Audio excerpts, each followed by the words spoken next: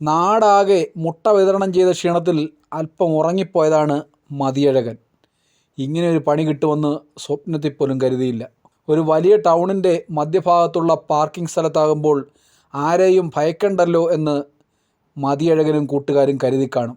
വണ്ടിക്കുള്ളിൽ കിടന്നുറങ്ങാൻ മതിയഴകൻ്റെ 3 കൂട്ടുകാരുമുണ്ടായിരുന്നു. കൊട്ടാരക്കര ചന്തമുക്കിലെ പാർക്കിംഗ് ഗ്രൗണ്ടിലാണ് പുലർച്ചെ 4 മണിയോടെ 4 പേരും ഉറങ്ങാൻ കിടന്നത്.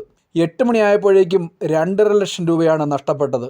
പണം കവർന്നത് വണ്ടിക്കുള്ളിലുള്ളവരാണോ പുറത്തു നിന്നാണോ അതോ നാടകമാണോ എന്ന് കണ്ടെത്തേണ്ടത് പോലീസാണ്. കള്ളൻ കപ്പലിലാണോ പുറത്താണോ എന്ന് കണ്ടുപിടിക്കേണ്ട വലിയ ചുമതല പോലീസിലായി. ലോക്ക് ചെയ്ത് കിടന്നുറങ്ങിയ പിക്കപ്പിൻ്റെ ലോക്ക് തുറന്നു കിടന്നത് അകത്തു നിന്നുള്ളവരുടെ സഹായമുണ്ടോ എന്ന് ചില സംശയങ്ങൾ ഉയരുന്നുണ്ട്. എന്തായാലും മതിയഴകൻ്റെ പരാതിയുടെ അടിസ്ഥാനത്തിൽ കൊട്ടാരക്കര പോലീസ് കേസെടുത്ത് അന്വേഷണം ആരംഭിച്ചിട്ടുണ്ട്.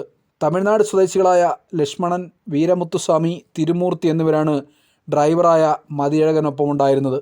പിക്കപ്പിൻ്റെ ഡ്രൈവർ ക്യാബിൽ സൂക്ഷിച്ചിരുന്ന പണം നഷ്ടപ്പെട്ടതിൽ വലിയ ദുരൂഹതയുള്ളതായിട്ടാണ് പോലീസിൻ്റെ പ്രാഥമിക നിഗമനം. 4 പേരും ഈ വാഹനത്തിലുണ്ടായിട്ടും എങ്ങനെ പിക്കപ്പിൻ്റെ വാതിൽ തുറന്ന് പണം അപഹരിച്ചു എന്നുള്ളതിൻ്റെ ഉത്തരം മിക്കവാറും പരാതി നൽകിയ തമിഴ് സഹോദരന്മാർ തന്നെ നൽകേണ്ടി വരും.